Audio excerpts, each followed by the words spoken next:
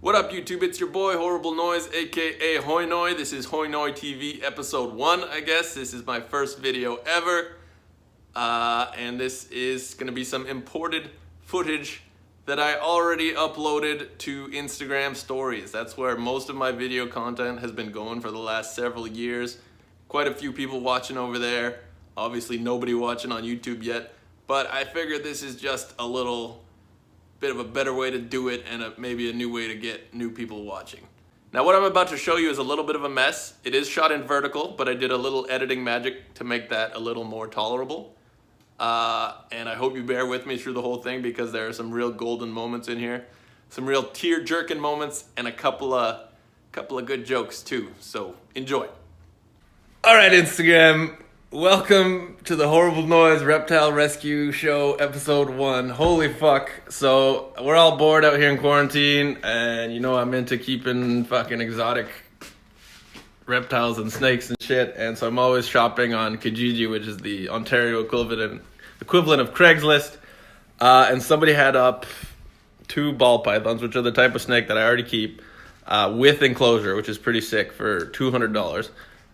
Honestly a reasonable price, but ultimately, I know, I always lowball people because you never know who's just trying to get rid of something. I said, let's do $40 for everything. And they said, okay. And I said, okay, just send me some pictures because there were no pictures in the ad. And holy shit, let me show you what we're dealing with here.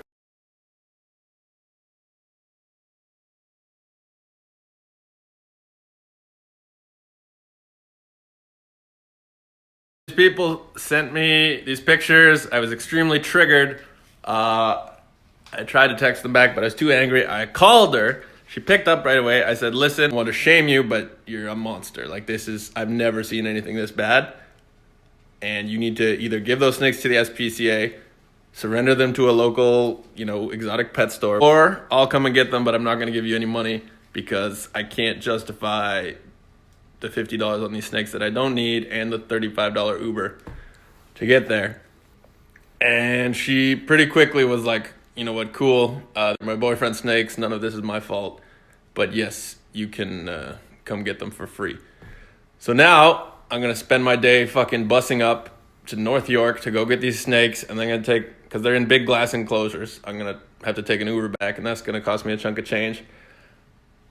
But holy fuck, it's gotta happen. And I'm not a member of PETA. I'm not a vegan or anything like that. But like, this is just unnecessary cruelty, and I hate this because it's like makes me feel like it should be illegal to keep reptiles. As much as they are my great joy in my life, and they are such a fun tool to educate other people, and you get to feed them stuff and watch them swallow it, and it's great. They also appeal to this fucking low IQ, insane clown posse, Monster Energy drinking type of fucking person. I'm so angry that this is how I'm going to spend my day. I'm going to go out and risk my life in the coronavirus. I'm a hero, everyone. What I'm saying is I'm a hero. I'm a prince of morality, and let's make it happen. I've cooled down slightly, and I want to apologize to the Juggalo community. I'm certain that there are juggalos and juggalettes out there who are awesome reptile keepers because, this is some nerdy social outcast shit to begin with, so I bet some of them are great. But you know what I mean. People who are in it for the wrong reasons just because it's cool or edgy, and they're not really in it for the commitment, and they don't take good care of the shit. I've decided that the bus route is too convoluted, and if it wasn't a global pandemic, I would probably sit through it to save that $35. But I'm gonna Uber both ways.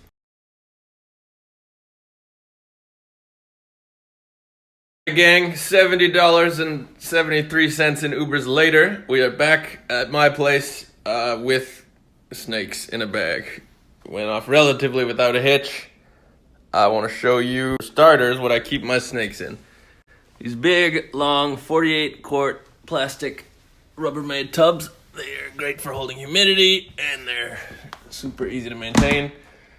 And also, a very modest setup. Like, this species, does not need a lot. They live in burrows in the wild, and in captivity, all they need is a heat source, a place to hide, because that's how they like to spend all their time, and a water dish with water in it. I was keeping his snakes in 10-gallon tanks. Look how small this thing is. This isn't big enough really for even a hatchling ball python. This is like something you'd keep a hermit crab in.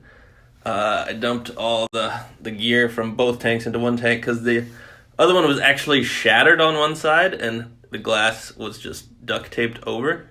And he had this like chicken wire on top. It was like sharp and loose, and I think I might have got hepatitis from poking myself with it. But here we are, and these are all turds. So the snakes are like birds. They pee and poop out of the same hole. So that white stuff is like concentrated urine. For like substrate, he's using paper towel, but it's like crystallized with urine. Obviously hasn't been changed in, who knows, years maybe. And here's from when they shed their skin. Also, there was no water in the water dish. What I'll show you is these things for hiding under were too small for the actual animals, so they were underneath them, but they were like lifting them up and sticking out of them because they weren't big enough. Plus, layers of caked on, urine-soaked paper towel. Possibly actually toilet paper here. It's fucking disgusting. I was actually really nice and really apologetic about the state of the animals, but it's not super excusable. He was also exactly what I thought he was going to be. And he had a friend there who was clearly on some kind of serious drug trip, and the house was about as much as this fucking tank is. But we got it. We're back. We're safe. The animals are okay. They're alive. And I didn't have to pay for any of the transit because of you wonderful people. I also didn't have to pay for the animals, but I didn't even want them. So we have to keep that in mind as well. Anyway, I'm going to get this cleaned up and see what I can salvage out of this enclosure. But let's look at the snakes. They are so fucking cute. Hey, sweetie. They're friendly. They're cute. I just burped. They're healthier than I would have thought they would be. Like, living in that much feces and urine, you'd think they'd have all kinds of, like, scale rot on their bellies. But they don't seem to. They are obviously very desiccated, which means dried out and dehydrated. Look at this. We call this the cleavage of the snake. That's when you see the spine like that, you know it's too thin. Also, I was told these are 4-year-old animals. This is as big as like a 10-month-old snake. Patches of skin that didn't come off when they shed their skin, which is not a big deal. What is a big deal is, despite how cute this guy is, it is insanely fucking starved. Like, it's so small. And that's from, I'm sure he wasn't feeding them enough. Could also be, like, stunted growth from being kept in such a tiny box. But, like, this is... Why don't we weigh it? This young homie is a 4-year-old snake. Or the guys had them for 4 years, so we could consider that they could be as old as 5 years, since people don't usually sell them right as hatchlings. He weighs 754 grams. Holy shit. Mamacita right here, who is my example of what a healthy weight looks like. She's almost pushing it into the overweight category, actually. But yeah, you don't see that same level of emaciation. And we're checking out this second snake, which is even skinnier. I know it's hard to gauge for you people, but this is really kind of some almost concentration camp level skinniness. A big bummer. Hey guy. Very cute. Good temper. They're not bitey. But yeah, not fed enough, obviously. Not the right size for how old they are.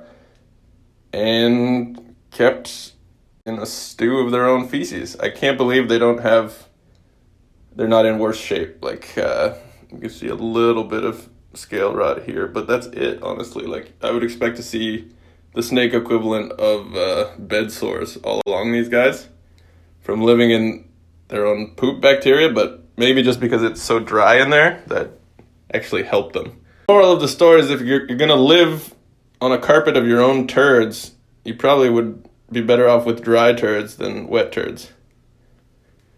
Isn't that right, buddy? We're gonna get these guys kind of hydrated, fed up, make sure they're living okay, and then I'm probably Oh, Jesus, look at this. Once I put some weight on there, who knows if they're even going to survive, actually, looking at this. This is a severely underweight snake. So I have them both soaking in some kind of warm water, which is the dual function of kind of rehydrating the skin and getting those chunks of dry old skin to come off, and also they're going to drink the water and get rehydrated, which is dope. This thing, I don't know how the guy was keeping it in his house because it reeks of fucking piss, but we're going to clean that up, and I'm probably going to use it for, I don't know, something little. Maybe my tarantula can live in here one day. But thank you so much to the 3 people who contributed financially to this rescue operation, and stay tuned. I will keep you updated on how these guys do, and eventually we'll get them to good homes, unless we can't find any, and then I will just keep them, because I'm already really in love with them. Out of the bathtub, even with having drank a bunch of water, presumably, the snake doesn't even knock 700 grams. That's completely fucked. This is like what you'd expect from a 1-year-old male. This one is skinnier than the other one, and hopefully it's going to be okay. Alright, last thing I'm going to show you as I get these guys set up is that this animal is actually super lethargic or just exhausted. Like, it doesn't move. Like, these aren't fast-moving animals, but this guy's fucking... he's slow going. Seems very weak. The moral here is, if you have a pet that you can't take care of, you know, get rid of it. You know, I think about myself as a teenager. I had geckos, I had chameleons. I thought they were so cool for a couple months, and then I got bored of them, and I neglected their care, and they fucking died. They starved to death. They lived in their own poop, just like these guys. Maybe not quite as bad, but pretty fucking bad. I'm not a hero. Mind you, I was a child when this was going on. So it's not a cat, it's not a dog, it's not going to miss you if you rehome a reptile or a fish or anything like that, but it could have a better life with somebody who can take good care of it, because that's on you if you let it go too long and they suffer or they die, which they will. Think about it. Be a good pet owner. All right, so there you have it, guys. That was my ball python rescue in the last week of April 2018. It's currently the first week of May. I'm gonna upload this as soon as I get it ready to go. And again, forgive the bouncy camera. I'm working with like a wire thing. I ordered a selfie stick on Amazon already. I'm gonna just come clean about that. Things are gonna improve real quick around here, especially if I get any traction in terms of viewership or positive feedback. So let me know what you thought about this video. If you want to see more stuff like this, I mean, not more starving, dying snakes, but more cool stuff about reptiles, exotic animals, and just me in general, hit that subscribe button. And then the bell, I think I'm supposed to tell you to hit the bell too. Shoot me a comment, shoot me a DM, follow me on Instagram @HorribleNoise, check out my art, check out my band, Head Honcho, or @Head Honcho on Instagram. Oh my God, this is too much self-promotion. I am such a, I'm a thought. I'm a self-promotion thought. But that's okay. It's 2020 and we're all trapped in our houses, and yeah, you know, talk to me, let's hang out.